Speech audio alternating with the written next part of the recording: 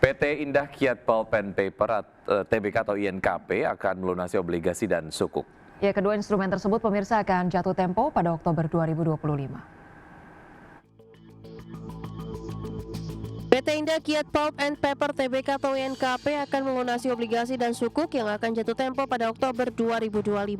PT Pemeringkat Efek Indonesia atau PEVINDO menyampaikan surat utang yang diterbitkan INKP akan jatuh tempo dalam waktu dekat. Antara lain obligasi berkelanjutan 3 tahap 2 tahun 2022 seri B senilai 1.603,93 miliar rupiah. Jatuh tempo pada 11 Oktober 2025. Sukuk berkelanjutan 2 tahap 2 tahun 2022 seri B senilai 455,19 miliar rupiah jatuh tempo pada 11 Oktober 2025. Lalu obligasi dalam dolar Amerika berkelanjutan 2 tahap 1 tahun 2024 seri A senilai 7,63 juta dolar Amerika jatuh tempo pada 14 Oktober 2025. Sebelumnya pada 5 Agustus 2025 lalu, perseroan juga telah melakukan pelunasan pokok obligasi berkelanjutan 3 Indah Kiat Pulp and Paper tahap 1 tahun 2022 seri B sejumlah 1,67 triliun rupiah dan sukuk mudharabah berkelanjutan 2 Indah Kiat Pulp and Paper tahap 1 tahun 2022 seri B senilai 401,43 miliar rupiah. Berbagai sumber, IDEX Channel. Pemirsa, PT CEM Resto Indonesia Tbk atau emiten dengan kode saham ENAK berencana untuk melaksanakan aksi pembelian kembali atau buyback saham dengan periode pelaksanaan mulai 13 Agustus 2025 hingga 7 November 2025. Ya, untuk mendukung rencana tersebut, perseroan telah menyiapkan alokasi dana sebanyak-banyaknya 7 miliar rupiah. Direktur PT CEM Resto Indonesia Tbk Christopher Supit mengatakan perkiraan jumlah saham dalam aksi buyback yakni sebanyak-banyaknya 0,46% dari total saham yang telah dikeluarkan oleh perseroan.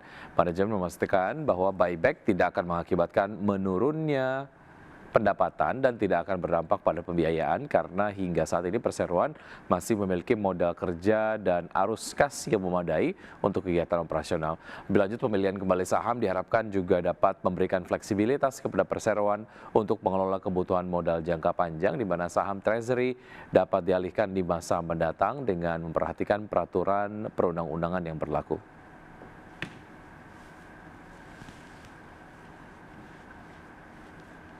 Market Buzz, pemirsa, PT AKR Korporindo Tbk atau AKRA membidik pertumbuhan laba di kisaran 10 hingga 17% hingga akhir tahun 2025.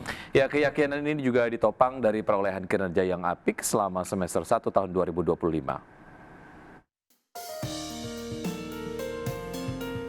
PT AKR Korporindo Tbk atau AKRA membidik pertumbuhan laba di kisaran 10 hingga 17% hingga akhir tahun 2025.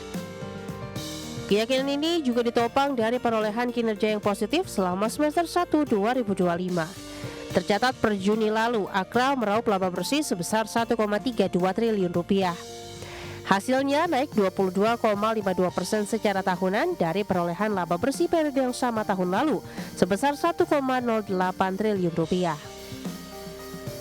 Secara bersamaan, pendapatan AKRA dari kontrak dengan pelanggan pun meningkat 14,88% year on year sebesar 21,26 triliun rupiah dari 18,51 triliun rupiah. Segmen jasa logistik tampak menyumbang kenaikan tertinggi dari sebelumnya 453,75 miliar rupiah menjadi 689,63 miliar rupiah. Dengan kata lain, kenaikannya mencapai 51,98% secara tahunan. Segmen tanah kawasan industri dan lainnya yang meliputi penjualan tanah kawasan industri serta listrik dan utilitas lainnya mengikuti dengan kenaikan 45,38% year on year dari 583,69 miliar rupiah ke 848,6 miliar rupiah.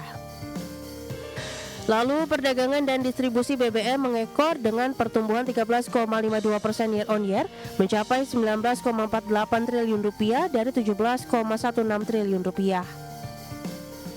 Diversifikasi bisnis dan investasi strategis menjadi kunci pertumbuhan ini. Segmen perdagangan dan distribusi menunjukkan kinerja apik berkat permintaan bisnis to bisnis dan ekspansi jaringan retail BPAKR. Berbagai sumber, IDEX Channel.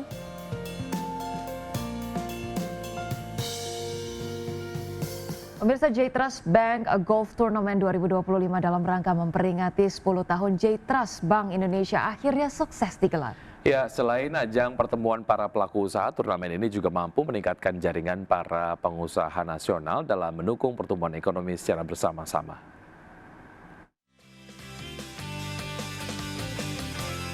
J Trust Golf Tournament 2025 yang diikuti 110 peserta yang mayoritas nasabah J Trust Bank ini diakui bukan hanya sekedar turnamen tahunan belaka. J Trust Golf Tournament 2025 menjadi ajang bertemunya para pengusaha nasional dalam menyatukan visi bersama melalui dukungan pembiayaan dari Bank J Trust Indonesia.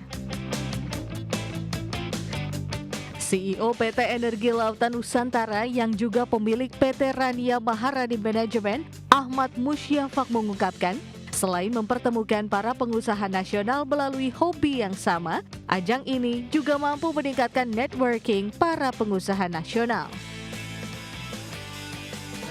Menurut saya secara pribadi dan perusahaan kami, tentunya event ini layak untuk diteruskan pada tahun-tahun berikutnya karena sangat menarik ya. Jadi kesempatan kita yang baik sekali ketemu dengan owner dari J Trust Management dan direksi dari J Trust Bank itu sendiri, dan juga kesempatan kita untuk kumpul dengan semua pengusaha, di mana pada saat golf juga tidak hanya sekedar golf, pasti kita mengembangkan networking kita juga.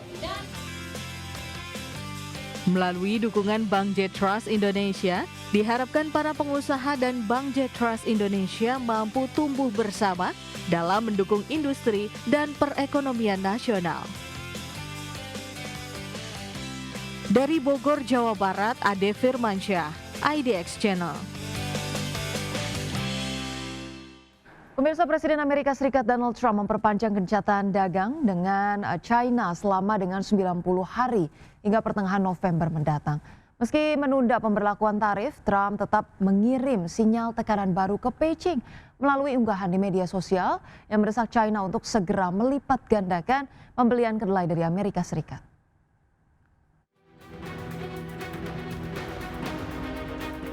Presiden Amerika Serikat Donald Trump memperpanjang gencatan dagang dengan China selama 90 hari hingga pertengahan November, menunda kenaikan tarif tinggi atas barang-barang asal negeri Panda hanya beberapa jam sebelum tenggat waktu habis. Seorang pejabat Gedung Putih mengatakan bahwa keputusan tersebut merupakan hasil yang sudah diperkirakan dari putaran terbaru pembicaraan antara negosiator perdagangan Amerika Serikat dan China yang berlangsung di Stockholm pada akhir Juli. Tanpa perpanjangan ini, tarif Amerika Serikat terhadap China akan kembali melonjak ke level April lalu saat perang tarif kedua negara memanas. Pada periode itu, Amerika Serikat memberlakukan tarif umum 145% terhadap impor China, sementara Beijing membalas dengan bea masuk 125% atas barang-barang dari negeri Paman Sam. Ketegangan mereda pada Mei setelah negosiator dari kedua negara bertemu untuk pertama kalinya di Jeneva. Kesepakatan sementara dicapai, yakni Amerika Serikat memangkas tarifnya menjadi 30% dan China menurunkan tarifnya menjadi 10%. Selain menunda tarif, Trump juga mengirim sinyal tekanan baru ke Beijing melalui unggahan di Truth Social, di mana Amerika mendesak China untuk segera melipat gandakan 4 kali lipat pembelian kedelai dari Amerika Serikat. Berbagai sumber IDX Channel.